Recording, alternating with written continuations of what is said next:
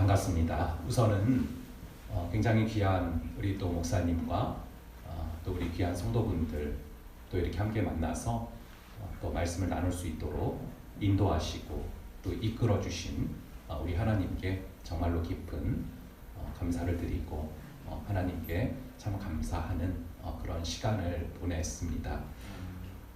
오늘 저희가 살펴본 말씀은 열왕기상 17장 1절부터 16절까지 말씀입니다. 이 열왕기상은 바벨론에 포로로 잡혀갔던 그 이스라엘 백성들을 향해서 주신 그런 하나님의 말씀인데요.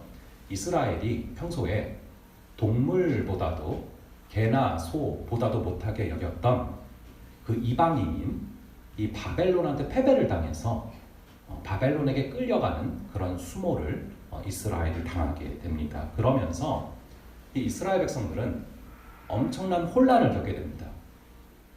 우리가 섬겼던 하나님이 전능하시지 않은 게 아닐까, 이방의 신이 오히려 더 강한 게 아닐까, 이런 영적인 혼란을 겪게 되고요. 결국 여호와 하나님만을 섬겨야 될 이스라엘 백성들이 이 이방의 신을 섬기는 그런 배교의 시대 가운데 주어진 그런 말씀이 바로 이 열왕기상입니다. 특히 오늘 저희가 읽은 17장은 구체적으로 이 아합 왕이라는 그런 악한 왕이 다스리던 그런 시대인데요. 우상 숭배가 파국으로 치닫던 그런 시대였습니다. 이 아합 왕은 바알 신을 섬겼는데요. 이 바알은 비를 관장하는 신입니다. 그들이 믿기를 비를 관장하는 신입니다. 근데 이 시대가 농경사회니까 이 농경사회에서 풍년이 임하기 위해서는 비가 많이 내려야 되지 않겠습니까? 그래서 이 바알을 섬겼는데, 그렇기 때문에 이것은 바알 숭배로 연결되는 이 부분들이 사실은 물질적인 풍요로움을 숭배하는 그런 만몬 신앙과 굉장히 밀접하게 연결되어 있는 그런 우상 숭배자였고, 또 나라 전체가 그런 상황 가운데 빠져들어서 이 아합 왕을 비롯해서 모든 백성들이 사실상 하나님 대신 돈을 숭배하며 배교했던 그런 시대가 바로 이 열왕기상 17장의 시대입니다. 제가 며칠 전에요, 이 미국 여론조사기관인 퓨 리서치 센터에서 하나의 좀 설문조사를 한 것을 보게 됐습니다. 설문 이 주제는요, What makes life meaningful? 당신의 삶을 가치 있게 만드는 것이 무엇인가? 당신의 삶을 의미 있게 만드는 것이 무엇인가라는 주제로 17개국의 선진국을 대상으로 해서 설문조사를 했는데, 저희 한국인 응답자들은 물질적인 풍요, 즉 이 돈이 우리의 삶을 가치 있게 만든다라고 응답한 비율이 가장 높았습니다. 많은 나라들에서 이 가족이 최고의 가치라고 선택을 한 거랑 상당히 대조적인 결과였기 때문에 한동안 SNS에 언급이 많이 됐는데요. 오늘날 역시도 돈을 가장 최고의 가치로 여긴다라는 것을 여실하게 증명해주는 그런 리서치 결과였다라고 생각을 합니다. 저는 이번 주간에 그 기사를 보다가 열왕기상 17장이 쓰여지던 시대와 오늘 우리의 시대가 정말 전혀 다를 게 없다. 이 열왕기상 17장에 쓰여있던 시대도 물질을 숭배하는 만몬을 숭배하던 시대였고, 그리고 오늘날 역시도 돈을 최고의 가치로 여기는 정말로 너무나 흡사한 흐름이다라는 그런 생각을 하게 됐습니다.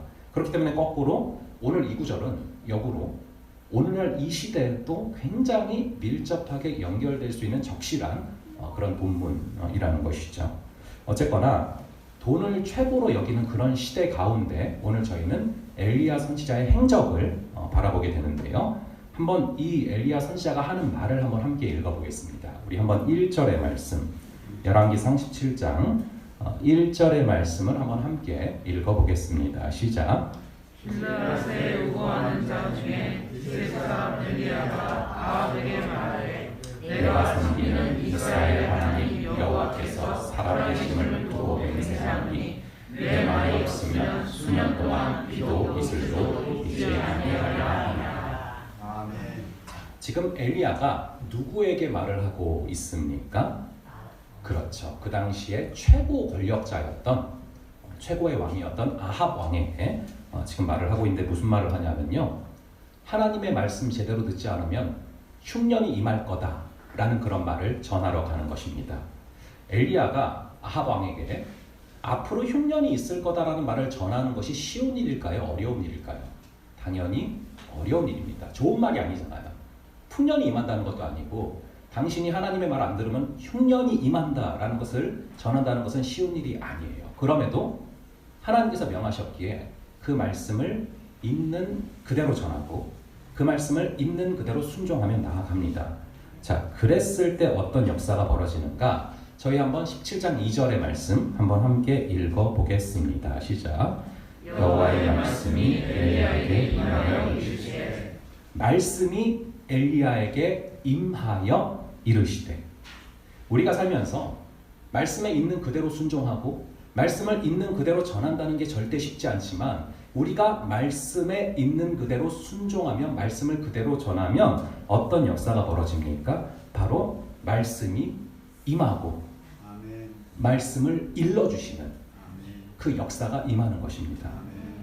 우리가 말씀에 아주 작은 발걸음이라도 아주 작은 모습이라도 한 걸음이라도 순종을 하기 시작을 하면은 더 큰 하나님의 말씀이 임하고 아멘. 주님께서 그 말씀을 일러주시는 아멘. 귀한 은혜가 임하게 되는 줄로 믿습니다. 아멘. 간절히 바라기는 오늘 여기에 계신 모든 성도 여러분들에게도 오늘 이 시간 매주 다가오는 감사한 시간이지만 동시에 그냥 흘러가는 시간이 아니라 크로노스의 시간이 아니라 성령 하나님께서 한 분 한 분 말씀이 임하게 하시고 그 말씀을 일러주실 때 그 말씀을 붙잡는 그런 카이로스의 순간들 되시기를 간절히 바랍니다. 아멘. 자, 그래서 엘리야에게 말씀이 임하는데 어떤 말씀이 임하는가?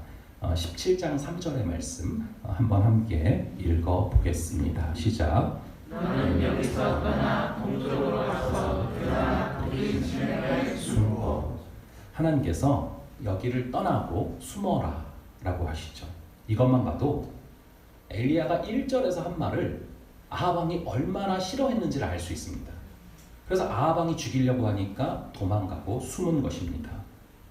물론 하나님께서 자신의 말씀에 순종을 하다가 도망자가 된 엘리야를 그냥 놔두지를 않으십니다. 까마귀를 통해서 먹이시고 시냇물을 통해서 마시게 하시는데요.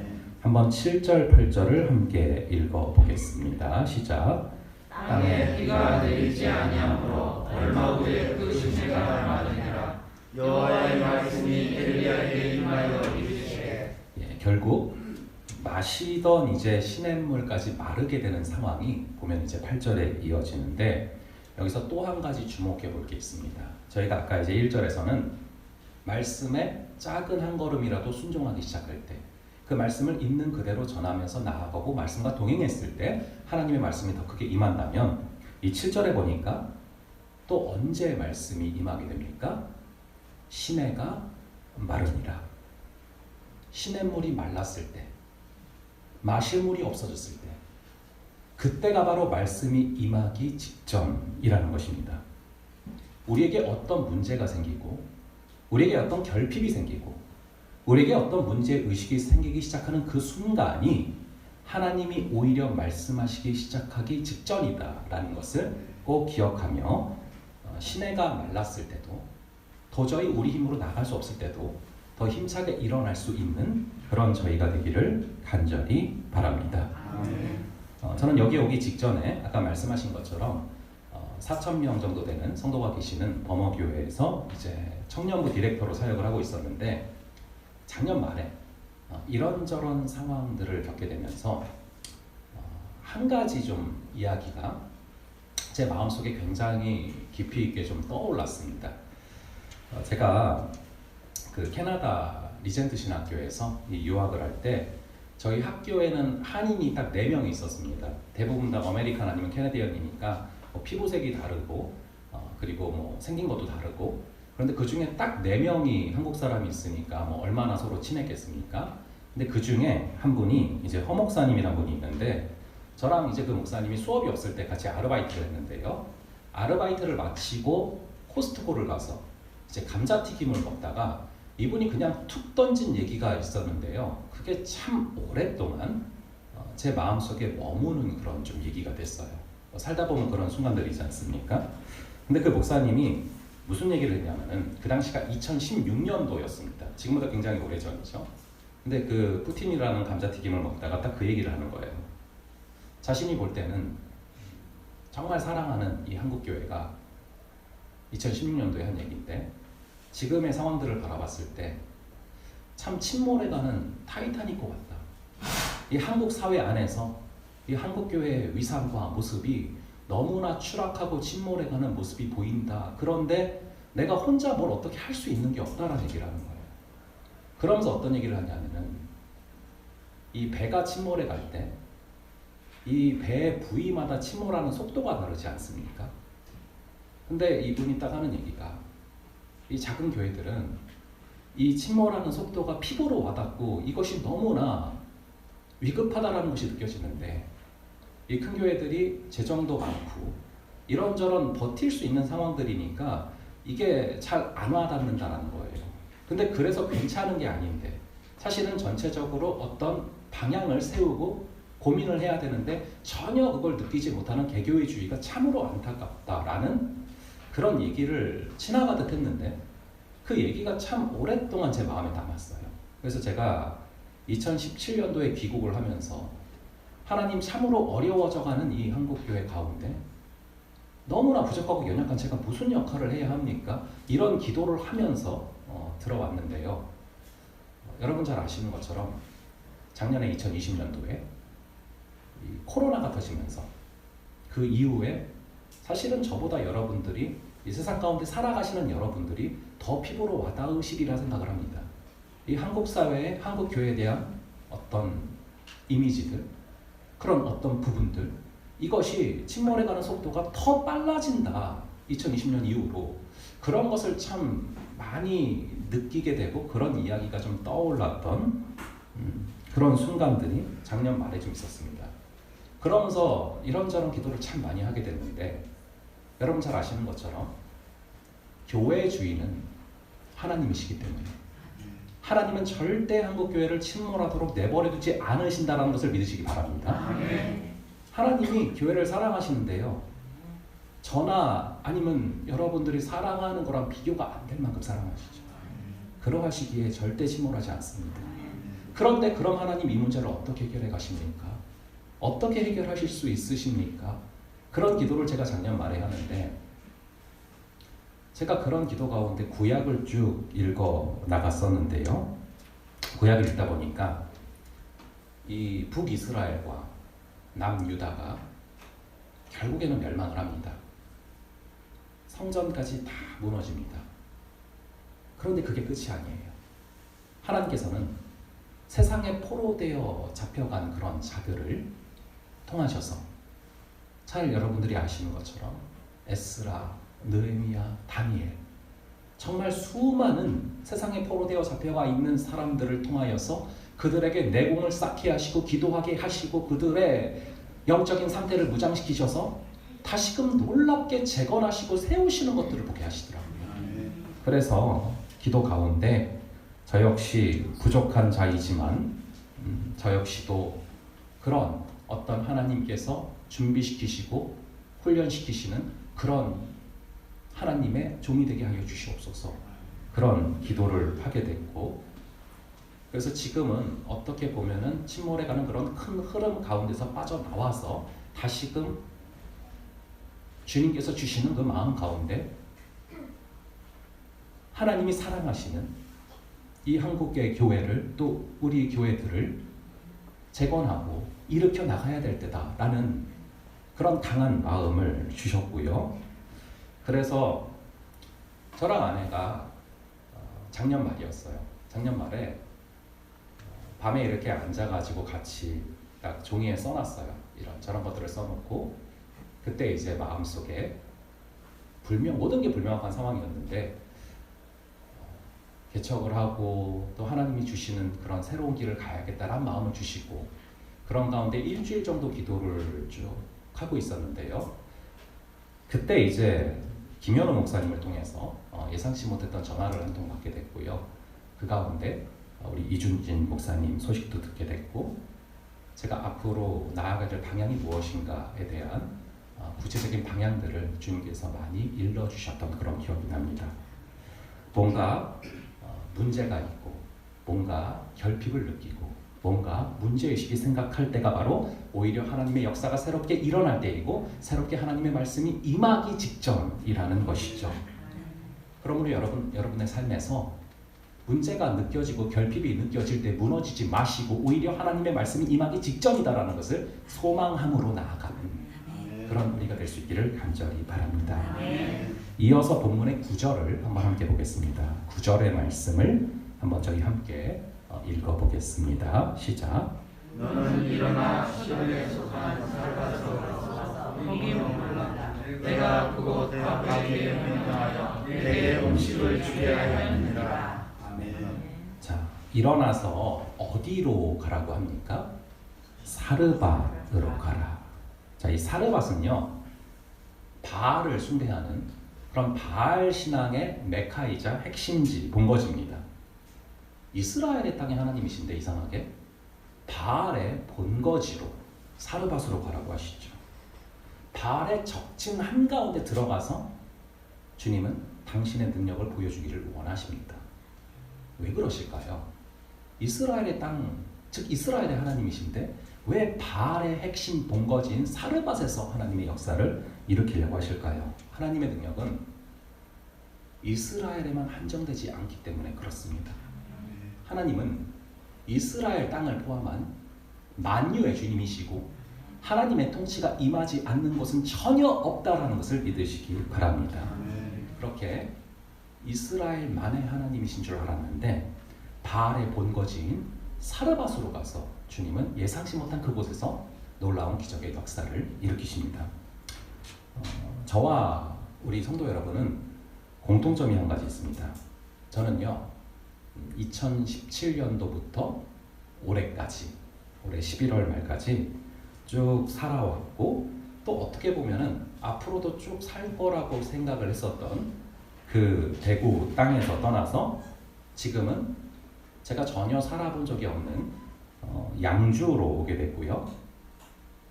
우리 성도 여러분들 역시도 제가 듣기로는 길게는 25년 이상 신앙생활을 이어오신 이 정들었던 남양주에서 떠나시는 상황이 있으시고 결국에 이제 또 양주로 오시게 될 거라고 들었습니다. 저도 아직은 양주가 낯설고요. 여러분들도 낯선 장소이실 것입니다. 하지만 이스라엘 땅의 하나님이심에도 불구하고 사르밧에서 놀랍게 역사를 하신 것처럼 우리가 익숙한 장소가 아님에도 불구하고 전능하신 하나님은 무소부지하신 하나님은 그 새로운 땅에서도 놀랍게 역사를 일으키실 줄로 믿습니다. 자, 그럼 이 사르밧에서 일어나는 그 역사가 무엇인가를 한번 보겠습니다. 저희 한번 10절부터 12절까지 세 구절인데요. 10절부터 12절까지를 제가 먼저 11절은 여러분들, 12절은 함께 읽겠습니다. 제가 먼저 읽을게요. 그가 일어나 사르밧으로 가서 성문에 이를 때 한 과부가 그곳에서 나뭇가지를 줍는지라. 이에 불러 이르되 청하건대 그릇에 물을 조금 가져다가 내가 마시게 하라. 그가 가지러 갈 때 엘리야가 그를 불러 이르되 청하건대 그릇에서 물을 내게로 가져오라. 다 함께. 그가 이르되 당신의 하나님 여호와께서 살아계심을 보고 맹세하노니 나는 떡이 없고 다만 통에 가루 한 군마가 병에 기름 조금 뿌리라. 내가 나뭇가지 둘을 주어다가 나와 내 아들을 위하여 음식을 만들어 먹고 그 후에는 죽으리라. 하나님께서는 배고픈 엘리야를 한 과부에게 보내십니다. 그런데 그 과부의 상황이 어떠냐 하면요, 12절을 보니까 떡이 없고 다만 통에 가루 한 군, 병에 기름이 조금밖에 없는 상황이에요.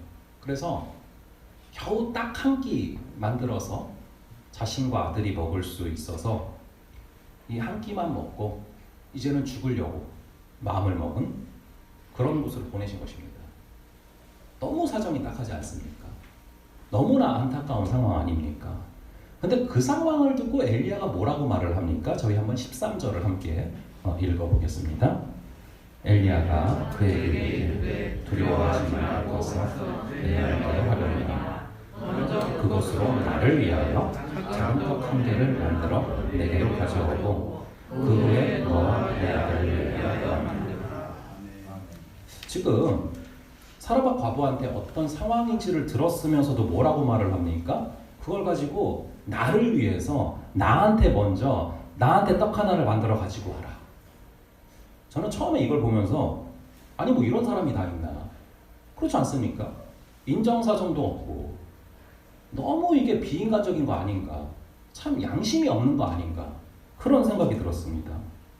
그런데 이번 주간에 제가 곰곰이 이 말씀을 아까 저희가 함께 읽은 그 구절을 여러 번 묵상하다가 그런 이유가 아니라 엘리야가 역으로 정말 하나님 중심적이라서 정말 말씀 중심적으로 살아가는 사람이라 이런 행동이 나왔구나를 알 수 있었습니다. 사실 엘리야가 이렇게 말을 할 수 있었던 이유는 12절에서 과부의 그 딱한 사정을 듣기 이전에 9절에서 먼저 하나님의 말씀을 들었기 때문이죠. 하나님께서 분명히 말씀을 엘리야에게 하시잖아요. 사르밧으로 가면 과부에게 명하여 너에게 음식을 주게 할 거다. 엘리야는 이 하나님의 말씀을 흘려듣지를 않았고 마음속에 새겨둔 것입니다. 인간적인 생각으로는 내가 이 사람의 도움을 받아도 되나? 이게 너무 말이 안 되는 거 아닌가? 이게 너무 양심적이지 않은 거 아닌가? 이런 생각이 들었지만 그 어떤 눈에 보이는 상황보다도 눈에 보이지 않는 하나님의 말씀을 우선시했기 때문에 이런 행동이 가능했던 것이죠. 실제로 이 과정을 통해서 엘리야도 말을 하기 힘들었을 것 같고 사르밧과부도 돕기 힘들었겠지만 그 과정을 통해서 둘의 믿음이 강력해지는 역사가 벌어집니다. 잘 아시는 것처럼 그 이후에 기름을 따르는데 기름이 떨어지질 않아요. 가루를 따르는데 가루가 줄어들지를 않아요. 그래서 굶어 죽지 않고 오히려 계속 살게 되는 역사가 벌어지는 것이죠. 자, 어떻게 보면요, 이 엘리야는 지금 왕에게 쫓기는 도망자입니다. 지명수배자예요. 굉장히 마음이 궁핍한 상황이죠. 그런데 그 상황 가운데 또 마실 물까지 없어서 만나게 하신 사르밧 과부는 어떤 상황입니까? 너무 가난한 상황이죠. 당장 내일 먹을 게 없어서 마실 게 없어서 죽으려고 하는 사람입니다. 근데 왜 하나님은 엘리야가 사르밧의 부자한테 가게 하지 아니하시고 왜 사르밧의 찢어지게 가난한 과부에게 보내셨을까요? 왜 그 궁핍한 심령과 가난한 사람이 만나게 하실까요? 저는 이 본문을 묵상하다가 굉장히 중요한 영적인 원리 한 가지를 깨닫게 됐습니다. 여러분, 기적의 역사가 언제 벌어지는지 아십니까? 궁핍과 가난이 만나서 서로를 외면하지 않고 자신의 궁핍함에도 불구하고 상대방의 부족함을 너무 안타까워하면서 그나마 자기가 가지고 있는 작은 걸 가지고 채워주려고 할 때 거기서 기적의 역사가 벌어지는 것입니다. 다시 한번 말씀드립니다. 궁핍과 가난이 만나서 궁핍한 마음과 가난한 상황이 만나서 서로를 외면하지 않고 자신의 궁핍함에도 불구하고 상대방의 연약함을 너무나 안타까워하면서 그나마 자신이 가지고 있는 작은 걸 가지고라도 채워주고 싶어하는 그 간절함 가운데 하나님의 기적의 역사가 임하게 된다는 것입니다. 이것이 바로 부족한 저로 하여금 또 여러분들로 하여금 저희가 함께 만나게 하신 이유인 줄로 믿습니다. 저랑 그 현우 목사님도요, 제일 처음 만났을 때가 20대 대학교 들어가자마자 서로 가진 게 아무것도 없고 심지어 가정도 없고 아무것도 없는 그때 만나게 하셨는데 참 지내오면서 서로의 부족함을 안타까워하면서 그나마 자신이 가지고 있는 작은 걸로 채우려고 서로 도우려 왔을 때 믿음의 동역자가 되게 하신 것 같아요. 저는요 사실 참 부족하고 연약한 자예요. 하지만 부족하고 연약할 때가 바로 하나님의 역사가 일어나는 시작점이다라는 것을 누구보다 가슴 깊이 체험하게 하신 사람입니다.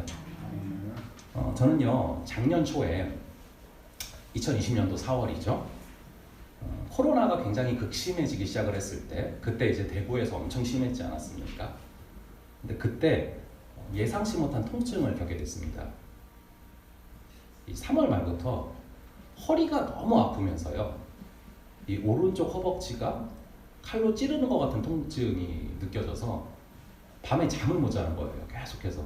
그래서 이제 제가 동네 병원에 가서 한 2, 3주를 진통제를 계속 먹었는데도 계속 그 통증이 가시질 않고 잠을 잘 수가 없어서 결국에 이제 큰 병원에 가서 MRI랑 CT를 찍고서 병명을 알게 됐습니다. 우선은 이제 척추 분리증이라는 것이 선천적으로 있다는 걸 알게 됐고, 그게 연결이 돼서 척추관 협착증으로 와서 오른쪽 다리로 가는 신경이 줄어들어서 그 통증이 강해진다라는 얘기를 듣게 됐습니다. 그래서 병원에서 이제 시술을 원래 하려고 했는데 그게 길어져서 수술이 됐어요, 거의. 그리고서 며칠간 이제 입원해 있는 기간이 있었는데 처음에는 마음이 참 어두워졌습니다. 입원해 있으면서 이제 겁을 주시는 거죠. 이게 이제 협착증이 퇴행성이기 때문에 더 좋아질 수는 없고 악화되는 속도를 점점 늦추는 게 최선이다. 뭐 그런 얘기를 들으니까 마음이 참 어두워지는 거예요. 근데 병원에 입원해 있는 동안에 우리 주님께서 한 가지를 굉장히 명확하게 깨닫게 하셨는데 뭐를 보게 하셨냐면요. 사실은 여러분 이 척추 분리증이라는 것은 생각보다 갖고 있는 사람들이 있는데 별 문제 없이 지나가는 사람들도 있거든요. 근데 이게 왜 척추관 협착증으로 심화가 됐냐면은 그 원인이 과체중 때문이다라는 얘기를 하시는 거예요. 제가 그런 가운데 입원해 있으면서 하나님께서 그 며칠의 기간 동안에 제 죄악을 굉장히 적나라하게 보게 하셨어요. 제가 살면서 죄인지 모르고 있었던 부분이 있었는데 그게 엄청 큰 죄인지를 깨닫게 하셨습니다. 저는요 굉장히 오랜 기간 동안 콜라 중독이었습니다.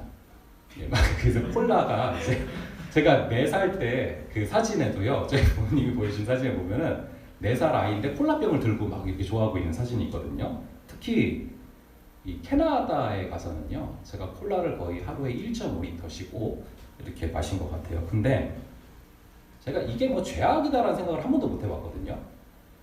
근데 이게 얼마나 저에게 큰 죄악이었는지를 병원에 입원해 있는 기간 동안에 마음을 돌아보게 하시는 거예요. 제가 날마다 삶으로 예수님은 나의 주님이십니다 라고 고백을 하면서도요, 정작 식습관에서는 제가 한 번도 하나님, 제가 무엇을 먹는 것을 기뻐하십니까? 제가 무엇을 먹는 것을 염려하십니까? 여쭤본 적이 없어요. 굉장히 오랜 기간 동안.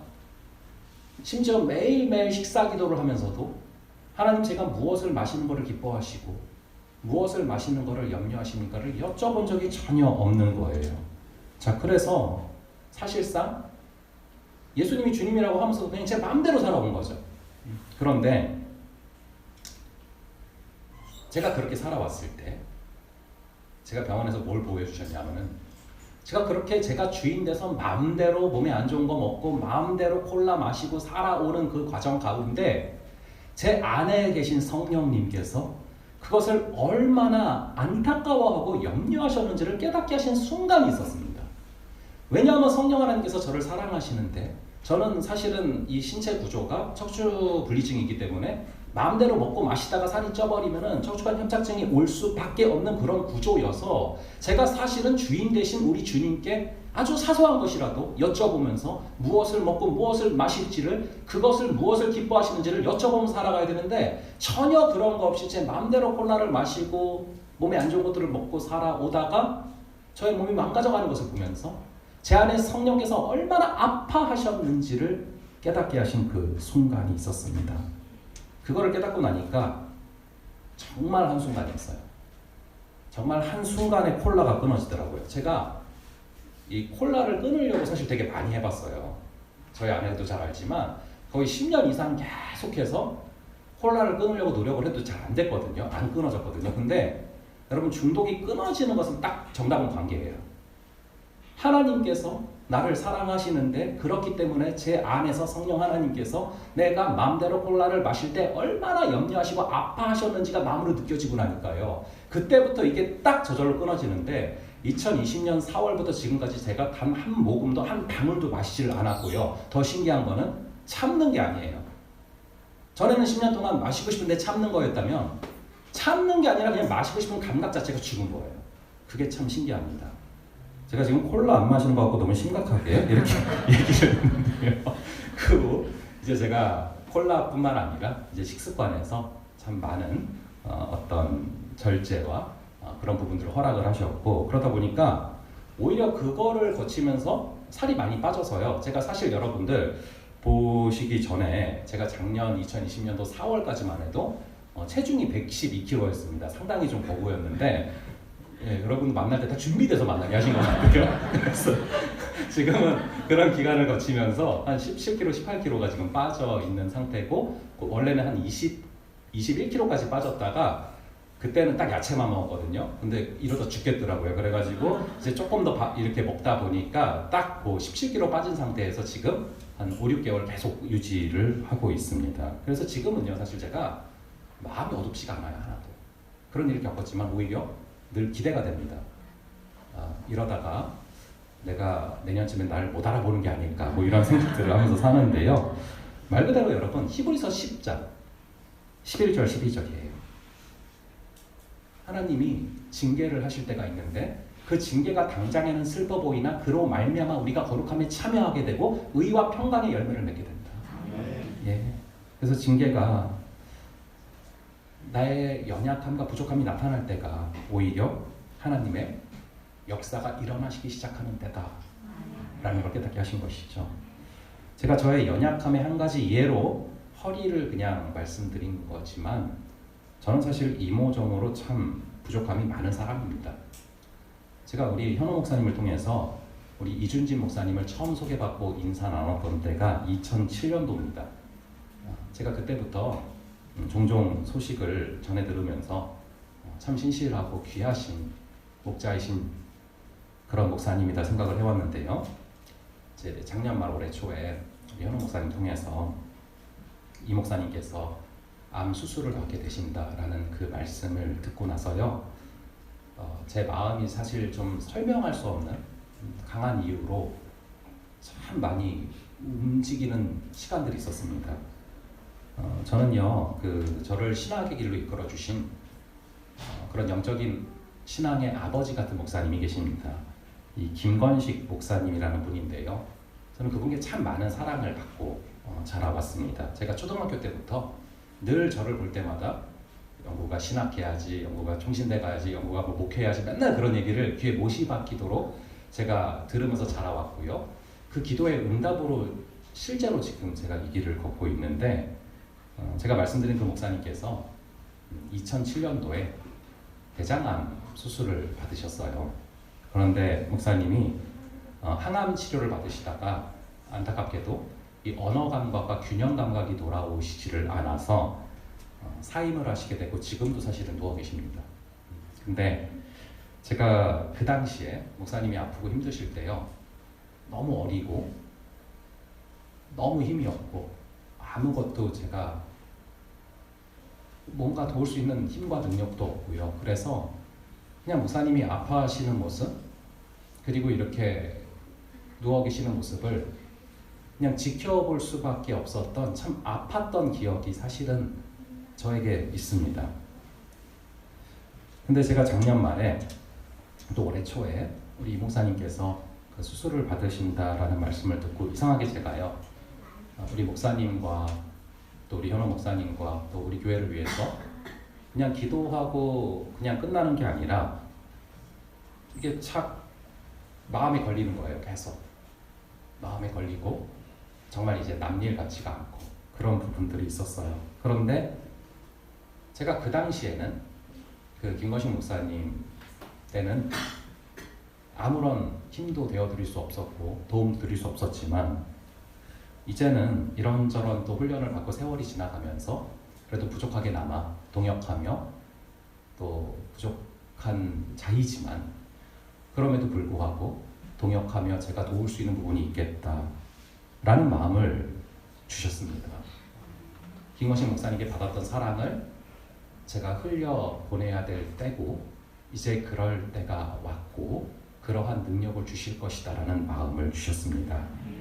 그래서 우리 현호 목사님께서 또 목사님께서 작년 말 올해 초에 함께 동역하자는 제안을 해오셨을 때 저는 그게 하나님의 뜻이다라는 명확한 확신이 있었고, 그래서 범어교회를 떠나서 1년 동안 기도하며 준비하고 떠나서 이곳에 순종하며 올 수 있었습니다. 물론 저는 누구를 도울 만큼 능력이 있는 사람도 아니고요. 오히려 도움을 받아야 할 부족한 연약함이 많은 사람입니다. 하지만 엘리야와 사르밧 과부가 서로의 부족함에도 불구하고 서로의 아픔을 안타까워하면서 그나마 자신이 가지고 있는 작은 걸 가지고 도우려고 그 간절한 마음으로 나아갔을 때 기적의 역사가 벌어진 것처럼 하나님께서 부족한 저를 통해서, 그리고 조금은 이제 이전하게 되는 아픔을 겪게 되는 또 여러분들을 통해서 놀랍게 역사하실 것을 믿습니다.